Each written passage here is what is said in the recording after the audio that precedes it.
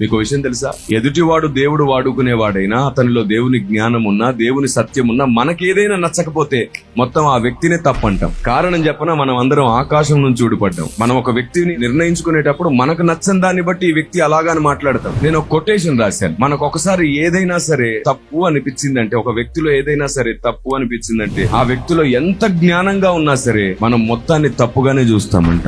అంత విచిత్రమైన మనస్సు మనది. అందుకే నరుని హృదయం కేవలం ఎల్లప్పుడూ చెడ్డది.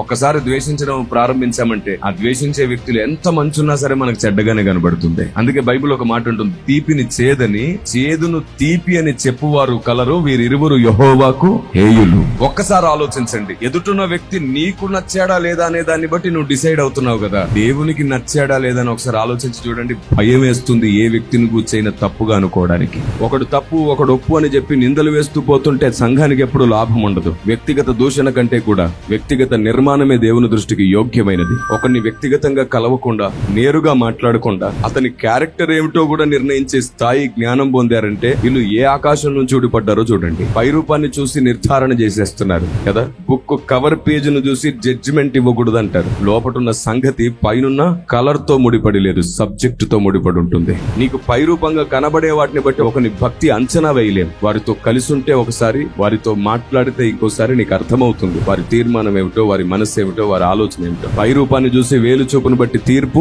తీర్చవద్దు. ఒక వ్యక్తిలో 100 సంగతులు సత్యం అనుకోండి, ఒక్కటి అబద్ధం అనుకోండి, ఏం చేస్తాం మనం? విన్నారని ఏమన్నాను? ఒక వ్యక్తిలో 100 సంగతులు సత్యమే, ఒక్కటి అబద్ధం. ఏం చేద్దాం? ఆ ఒక్కటిని బట్టి 100 అబద్ధం అంటాం మనం. ఆ ఒక్కటిని బట్టి ఆ మనిషే అబద్ధం అంటాం మనం. అది మనం. కానీ నా దేవుడు ఒక్క సత్యం ఉన్నా సరే మిగతా 100 అబద్ధాలని సరిచేద్దాం అంటాడు ఆయన. మనం అలా కాదు. వాడు లోయలో పడిపోతుంటే వాడికి పాపం ఒక చిన్న అవకాశం దొరికింది. ఓ చెట్టు వేరును పట్టుకొని ఉన్నాడు. మనం వెళ్ళి వాడికి చెయ్యి అందించడానికి బదులు వాడిని ఇంకో 4 మాటలని తన్నుడు దంతాం. ఇది అక్రైస్తవ్యం. ఇదైనా పరిశుద్ధాత్మ దేవుడు కోరుకున్నది. ఒకరినొకరు అనుకోవడం, నీతి, సేవ, గొప్పతనం అనుకుంటున్నారు. ఒకరిని అవమానించడం, తోలనాడడం, ఒకరిని గురించి కనీసమైనటువంటి అవగాహన లేకుండానే మాట్లాడేయడం దేవుని సేవ అనుకుంటున్నారు. బైబిల్లో ఉంది, అపహాసకులు ఉంటారంట. నాశనం చేస్తూనే సేవ అనుకుంటారంట. ప్రేమను, ఐక్యతను, శిష్యత్వమును, మంచితనమును వాటన్నిటిని సమాధి చేస్తూనే సేవ అనుకుంటారంట. వదరబోతులుగా మాట్లాడుతూనే సేవ అనుకుంటారంట. నిందిస్తూ అవమానిస్తూనే సేవ అనుకుంటారంట. వారి లోపట నివసించే దురాత్మ వారికి వివేచన కలగనివ్వదంట. ఎంత దారుణమో చూడండి.